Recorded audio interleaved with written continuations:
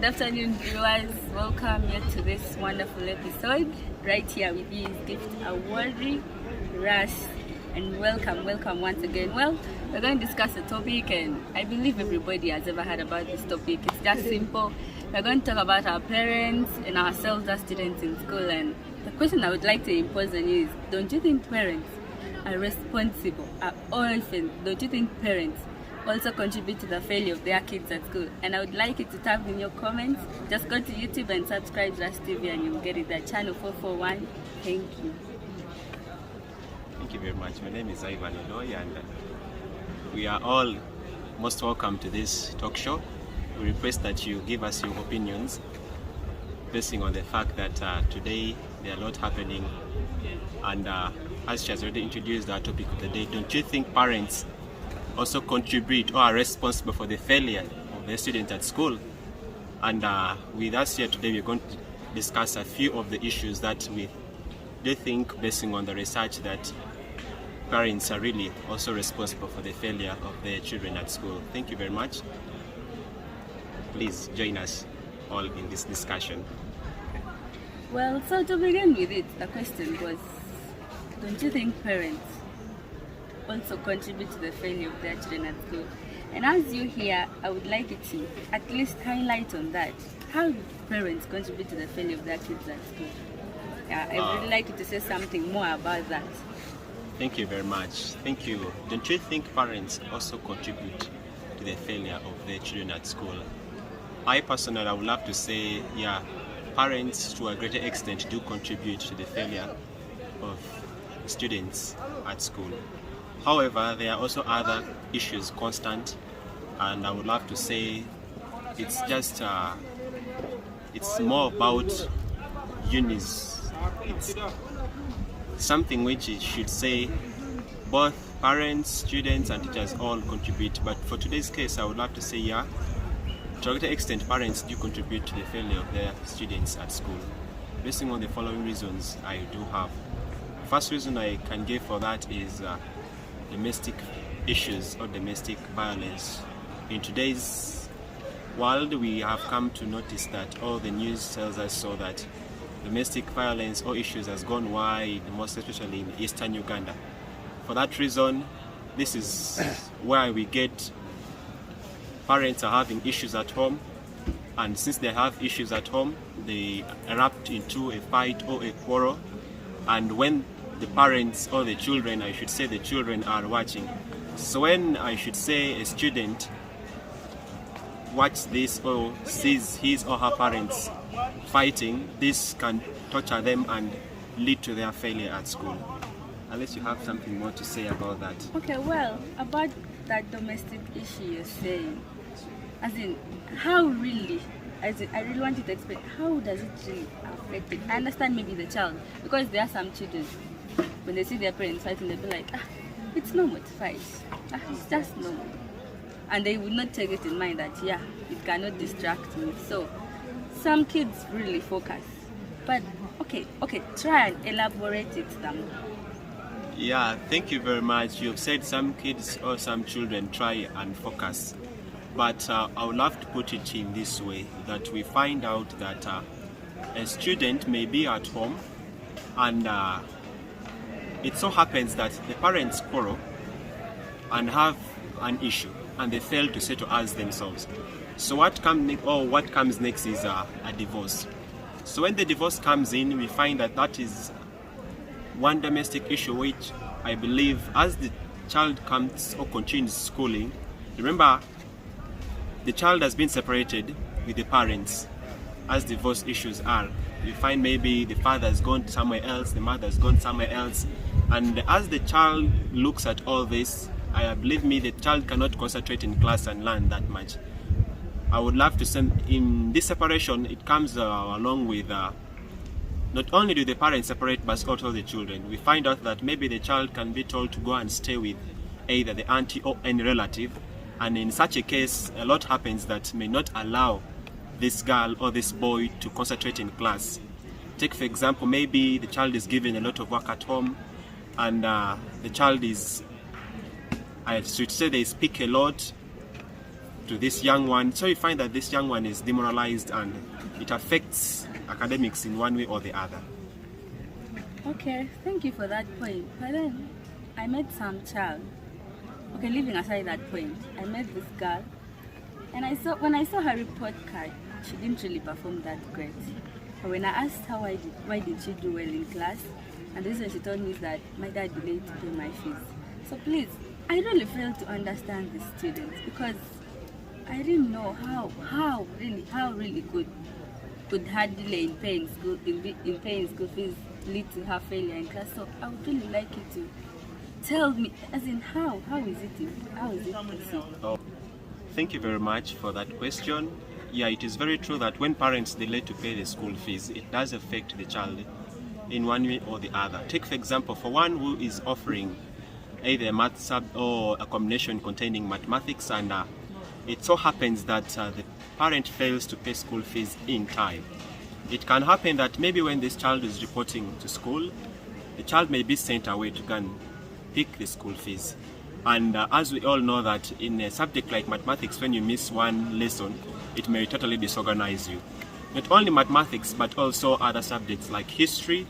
A friend of mine one time told me that once he fails to attend one topic, that disorganizes him for the whole time that he's in class. So I would love to say that surely when parents delay to pay the school fees, it can disorganize the student that he's not able to understand that which has been told to the friends in his absence. Thank you. Okay, thank you for that response. But then if at all we come to this point, the parents' behavior, like the bad behaviors of the parent, probably behaviors like drinking alcohol, how can that really affect a student when the student is in school? And I would really like you to tell me more about that. How does that really affect that student? Yeah, thank you. The parents' behavior of maybe alcoholism. Yeah, I should say at one point I was one of those who were facing such a challenge, but we thank the Lord that it all came to an end. So out of experience, I come to learn that such a behavior disturbs, I personally was disturbed in a way that I could not settle based on the fact that my parent was addicted to this.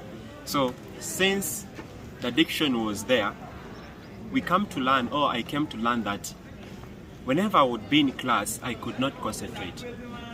And as a result of not concentrating, the results actually were poor.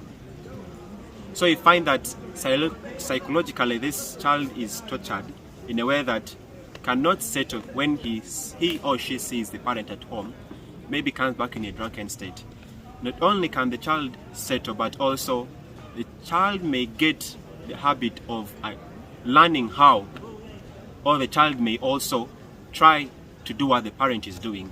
And that's why we find that young children at a young age start taking alcohol. Now with that, you find that this may disorganize this child not only for that time, but for the rest of the time that he or she may be in school.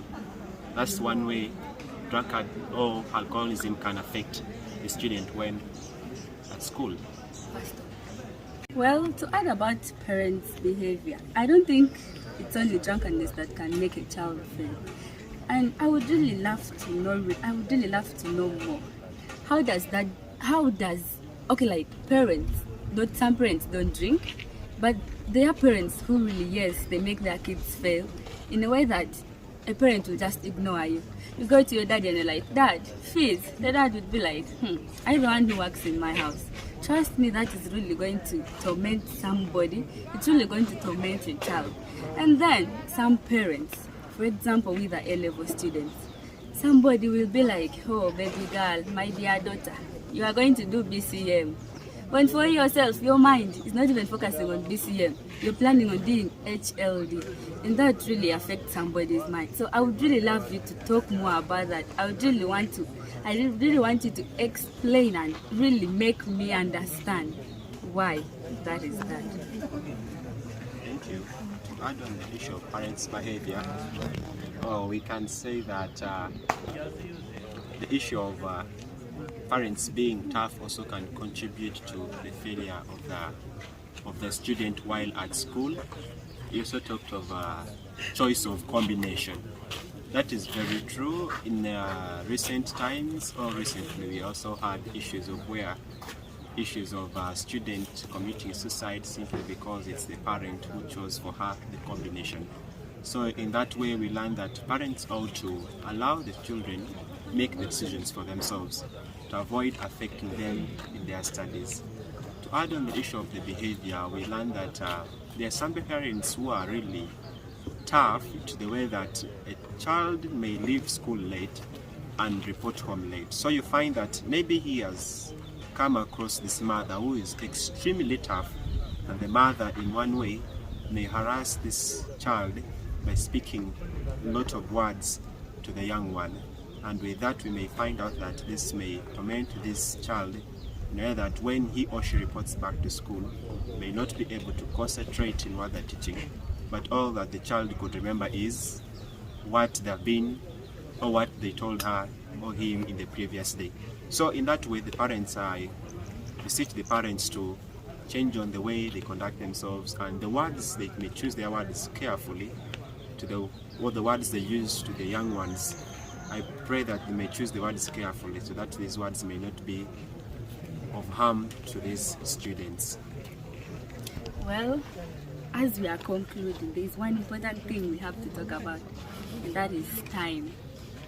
Time. Parents really, they don't give their children time.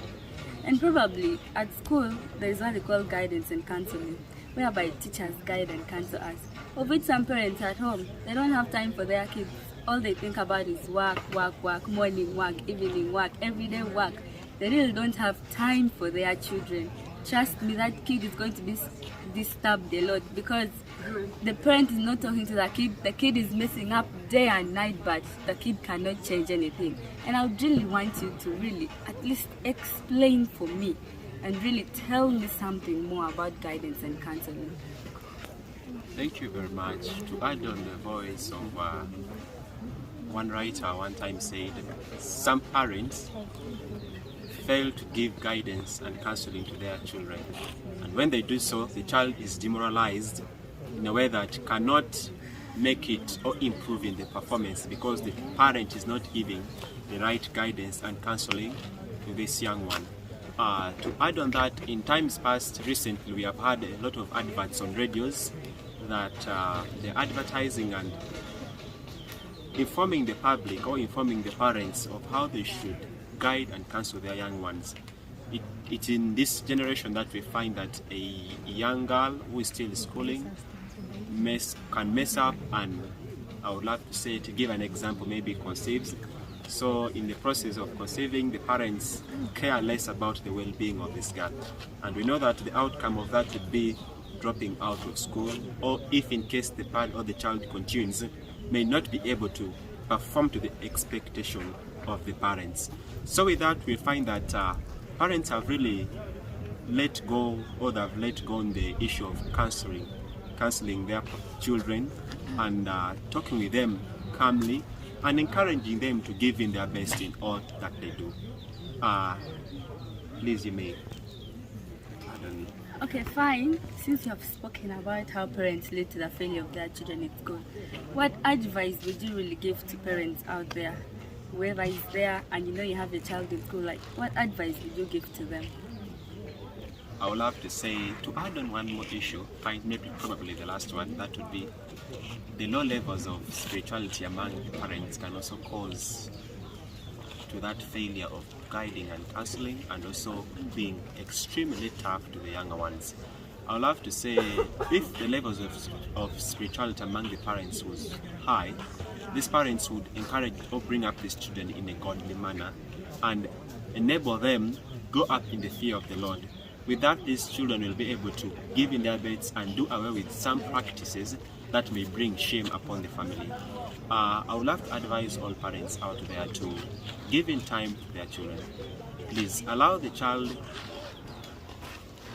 to speak to you freely, and also please spare some time for the younger ones so that you may be able to speak to them as a parent, not being extremely tough with them. I would love to quote this one